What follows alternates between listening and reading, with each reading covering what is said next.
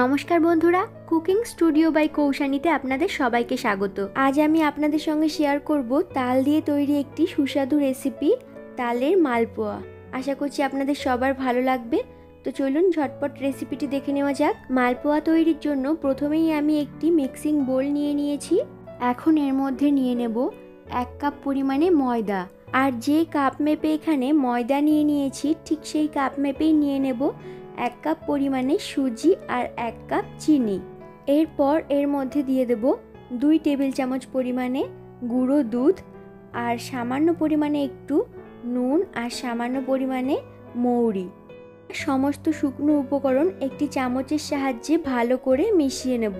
যেহেতু তালের একটি নিজস্ব গন্ধ আছে, তাই আপনারা যদি এখানে মৌরি না দিতে চান তাহলে নাও দিতে পারেন। এরপর আমি একটি মাঝারি সাইজের বাটির 1 বাটি তালের পাল্প নিয়ে নিয়েছি। আমি এই তালের পাল্পটাকে আগে থেকেই হাফ লিটার দুধ আর কিছু পরিমাণে নারকেল কোড়া দিয়ে জ্বালিয়ে রেখেছি।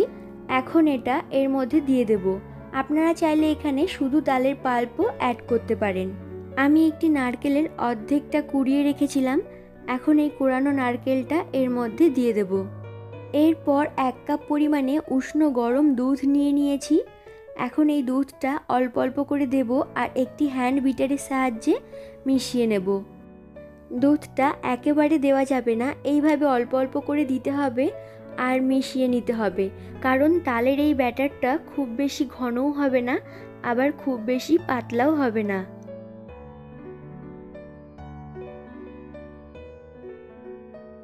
সমস্ত কিছু ভালো করে মিশিয়ে নেওয়া হয়ে গেছে, অর্থাৎ মালপোয়া তৈরির জন্য ব্যাটারটা রেডি হয়ে গেছে।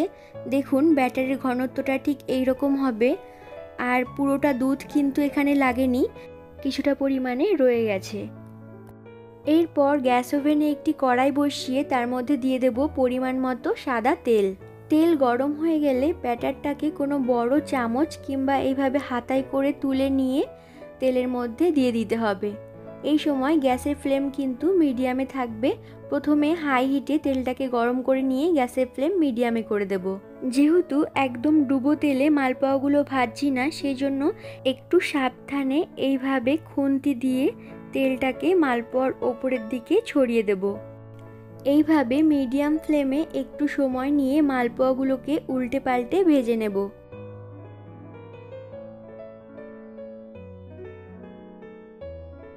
তো এটা ভাজা হয়ে গেছে, এখন এটা তুলে নেব। একইভাবে আমি প্রত্যেকটা মালপোয়া ভেজে নেব।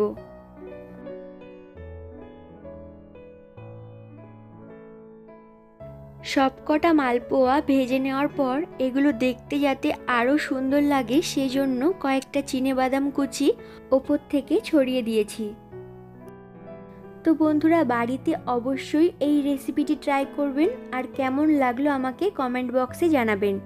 তার সঙ্গে সঙ্গে লাইক, কমেন্ট, শেয়ার করতেও কিন্তু ভুলবেন না। আর যারা এখনও আমার চ্যানেলটিকে সাবস্ক্রাইব করেননি তারা প্লিজ আমার চ্যানেলটিকে সাবস্ক্রাইব করবেন। তো আজকের মতো টাটা, সবাই ভালো থাকবেন, সুস্থ থাকবেন। আবার ফিরে আসবো অন্য কোনো রেসিপির সঙ্গে। টাটা।